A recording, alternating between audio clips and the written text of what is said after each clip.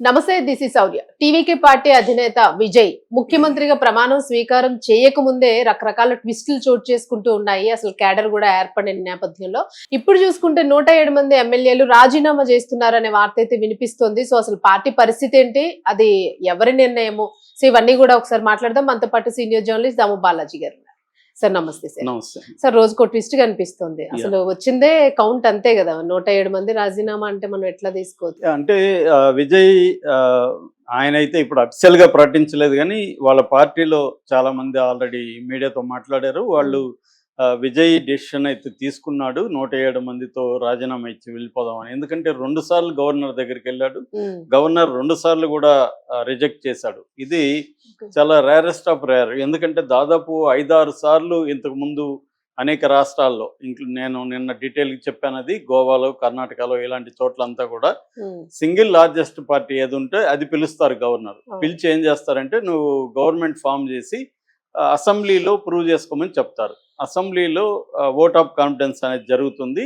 So విశ్వాస తీర్మానం అంటారు. దాన్ని పెట్టి ఎవరైనా మెజార్టీ ఉందా లేదా చూస్తారు. సో రెండోది ఏంటంటే, ఎవరు క్లెయిమ్ చేయట్లేదు మేము గవర్నమెంట్ ఫామ్ చేస్తామని. ఇటు ఏఐడిఎంకే కానీ డిఎంకే కానీ క్లెయిమ్ చేయట్లేదు. ఇంకా ఉన్నవే ఆ 2 పార్టీలే. సో ఆ 2 కలవడం కానీ, ఆ 2 విడివిడిగా మేము చేస్తామని కానీ అనట్లేదు. ఉన్నది విజయ్ వెళ్ళి క్లెయిమ్ చేశాడు కూడా. గవర్నర్ ఒకసారి కాదు 2 సార్లు చేశారు. పైగా విజయ్కి ఏమిటి 108 సీట్లు వచ్చాయి. అందులో ఒకటి ఆయన రిజైన్ చేస్తున్నాడు, ఇంకొకటి మళ్ళీ కంటెస్ట్ చేయాల్సి ఉంటుంది. కాబట్టి 107 సీట్లు ఉన్నాయి. ప్లస్ కాంగ్రెస్ ఒక 5 మందిని ఇచ్చింది. సో 107 ఒక 5 112 అవుతాయి. సో 112 సీట్లు ఉన్నప్పుడు ఇంకా ఆయనకు కావాల్సింది కేవలం 6 మందికి కొంత టైం కావాలి కదా. ఇప్పటికిప్పుడు నువ్వు తీసుకురా 118 మంది అంటే, ఇప్పుడు పొత్తులు అనేవి రకరకాల విషయాలు డిస్కస్ చేయాల్సి ఉంటుంది, కన్విన్స్ చేయాల్సి ఉంటుంది. కొంతమంది ఏవో గొంతమ్మ కోరికలు కోరతారు, వాళ్ళతో మాట్లాడాల్సి ఉంటుంది. వీటికి టైం కావాలి. ఎప్పుడైనా అంతవరకు టైం కావాలంటే మినిమం 2 వీక్స్ అన్నా కావాలి. ఈ 2 వీక్స్ లోపల గవర్నమెంట్ ఆల్రెడీ డిజాల్వ్ అయిపోయింది, రాజీనామా చేసేసాడు స్టాలిన్, ముఖ్యమంత్రి లేడు. మరి గవర్నర్కి బాధ్యత లేదా? ఒక రాజ్యాంగ ప్రతినిధిగా ఉండి గవర్నర్ ఇలా చేయడం ఏంటన్న విమర్శలు సీరియస్గా ఉన్నాయి. దాంతో ఇప్పుడు ఇంకొక వాదన పైకి వచ్చింది ఏంటంటే, అది దాన్ని ఏమంటారు, రిసార్ట్ పాలిటిక్స్ అనేవి స్టార్ట్ అయినాయి. ఆల్రెడీ డిఎంకే ఎమ్మెల్యేలని ఒక దగ్గర పెట్టింది. అట్లాగే ఏడిఎంకే పాండిచ్చేరిలో, పుదుచ్చేరిలో పెట్టింది ఎమ్మెల్యేలు. సో అంటే విజయ్ లాగేసుకుంటాడేమో. యాక్చువల్గా ఇదే ప్లేస్లో బీజేపీనో ఇంకేదన్నా సీజనల్ పెద్ద పార్టీ ఉంటే పార్టీకి లాగేసుకున్నాడు. విజయ్కి అట్లాంటివి చేయొద్దని ఒక ఆయనకి ఐడియాల్స్ ఉన్నాయి. మనం ఎవరిని లాగేయకూడదు, అవసరమైతే మళ్ళీ రిజైన్ చేసి ఎన్నికలకు వెళ్దాం, కానీ ఎవరినో లాగేయడం ఇట్లాంటి పాలిటిక్స్ వద్దని విజయ్ అనుకుంటున్నాడు. అలాగే స్టాలిన్ కూడా చాలా మెచ్యూర్గా వ్యవహరిస్తున్నాడు. స్టాలిన్ కూడా ఏం చెప్పాడు, విజయ్ని గవర్నమెంట్ ఫామ్ చేయనివ్వండి, మేము 6 నెలలు టైం ఇస్తాము. ఎందుకంటే ఆయన అనేక హామీలు ఇచ్చాడు, అవన్నీ నెరవేర్చడానికి ఒక హనీమూన్ పీరియడ్ లాగా ఒక 6 నెలలు టైం ఇస్తాము. దాని తర్వాత మేము నిలదీయడం మొదలు పెడతాము, ప్రజల తరఫున పోరాడతాం. మేము ప్రతిపక్షంలో కూర్చోవడానికి రెడీగా ఉన్నాము, మాకు ప్రజలు ప్రతిపక్షంలో కూర్చోమని మ్యాండేట్ ఇచ్చారు, కాబట్టి మేము ప్రజల తీర్పుని మేము శిరసావహిస్తామని స్టాలిన్ చాలా ఎంతో మెచ్యూర్డ్గా మాట్లాడాడు. రెండోది అతని స్ట్రాటజీ కూడా ఉంది. ఎందుకంటే ఇప్పుడు విజయ్ని కానీ రంగంలోకి రానికపోతే ఏఐడిఎంతో కలిసి గవర్నమెంట్ ఫామ్ చేస్తే బీజేపీ ఏఐడిఎం రూపంలో బీజేపీ తమిళనాడులోకి అడుగుపెట్టేస్తుంది, మొత్తం తన కబ్జాలోకి వెళ్ళిపోతుంది. దాని బీజేపీ కంటే కూడా విజయ్నే మనం యాక్సెప్ట్ చేయొచ్చు. ఎందుకంటే విజయ్ తమిళవాడు, బీజేపీకి యాంటీగా ఉన్నాడు, రెండోది కాంగ్రెస్తో కలిశాడు అనే యాంగిల్లో స్టాలిన్ ఉన్నాడు. సో ఈ నేపథ్యంలో విజయ్ ఇప్పుడు ఒక సంచలనమైన నిర్ణయం తీసుకున్నాడు. అది 107 మందితో రాజీనామాకి వెళ్ళిపోదామని అనుకుంటున్నాడు. కేసీఆర్ మనకి తెలుసు, గతంలో చాలాసార్లు అలాగే రాజీనామాకి వెళ్ళి మళ్ళీ ఎన్నికల్లో పాల్గొని వచ్చేవాడు. అలాగా విజయ్ కూడా చేయాలనేది అనుకుంటున్నాడు. అయితే దీని పట్ల టీవీకేలోనే చాలా భిన్నాభిప్రాయాలు ఉన్నాయి. టీవీకే చాలా మంది ఏంటంటే, ఇది ఏదో లేక మనకు అనుకోకుండా వచ్చింది, ఇప్పుడు మళ్ళీ రిజైన్ చేసిపోతే అన్ని సీట్లు వస్తాయి రావో తెలియదు. ఎందుకంటే డిఎంకే వాళ్ళు, ఏడిఎంకే వాళ్ళు ఈసారి హోరాహోరీగా పోరాడతారు. వాళ్ళకి ఏంటంటే, విజయ్ని ఇంతకుముందు లైట్కి తీసుకున్నారు, ఈ స్థాయిలో వస్తుందని ఎవరు అనుకోలేదు. ఇప్పుడు మళ్ళీ 107 గ్యారంటీకి ఇది విజయ్ సీట్లు అని వాళ్ళకి తెలుసు, కాబట్టి గట్టికి కొట్టారనుకో, ఈసారి ఒక 10 పోయినాయనుకో వరస్ట్ అంటే. మరి ఉన్నది కూడా అదేదో ఉన్నది కూడా ఊడుతుంది. సో సమీకరణాలు ఎలా ఉంటాయో తెలీదు మనకి, ఇంకా పార్టీ స్ట్రక్చర్ లేదు, మనం ఏందో ఒక దీంట్లో వచ్చేసాము. ఇప్పుడు దాన్ని నిలుపుకొని ఒకవేళ అవసరమైతే ప్రతిపక్షాలు కూర్చుందాం, తప్పేం లేదు కదా. మళ్ళీ మన అధికారం కోసమే విజయ్ ఇలా చేశాడు అనే ఇది వస్తుంది, అవును. విమర్శలు వస్తాయి. రేపొద్దున ఏ విమర్శలు వచ్చి ఎలా గట్టిగా ఫైట్లో నీకు 10 పోయినా పర్లేదు అనుకో, ఏ 20-30 పోయినా అనుకో, అసలుకే మోసం వస్తుంది.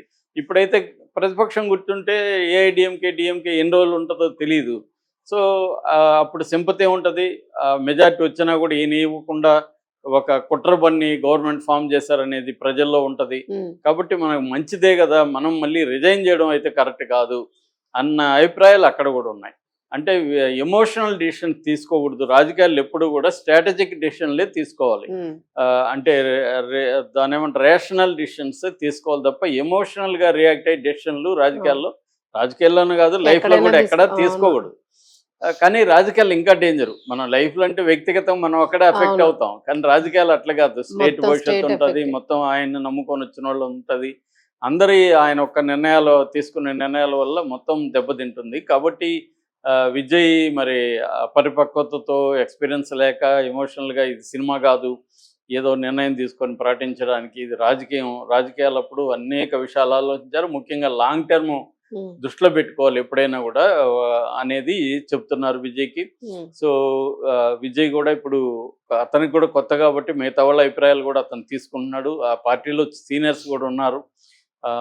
ఆనంద్ లాంటి వాళ్ళు జనరల్ సెక్రటరీ కానీ అర్జున, సో వీళ్ళందరూ సీనియర్స్ ఉన్నారు. షెంగోటి అని ఉన్నాడు. సో ఇలాంటి వాళ్ళ సలహాలు తీసుకుంటున్నాడు. సో ఏంటంటే లేట్ అయితే అవుతుంది. ఇప్పుడు దేశం అంతా చూస్తుంది గవర్నర్ బిహేవియర్ ఎలాగా ఉందనేది. గవర్నర్ క్లియర్గా బీజేపీ మనిషిలాగానే బిహేవ్ చేస్తున్నాడు. ఎందుకంటే అతని బ్యాక్గ్రౌండ్ చూసుకున్నా కూడా రాజేంద్ర విశ్వనాథ్ అర్లేకర్, ఆయన ఆర్ఎస్ఎస్ బ్యాక్గ్రౌండ్, తర్వాత గోవాలో 2 సార్లు ఎమ్మెల్యేగా, ఒకసారి మంత్రిగా అయ్యాడు. సో ఆయన క్లియర్గా బీజేపీ మనిషి. గతంలో కూడా ఆయన పనిచేసిన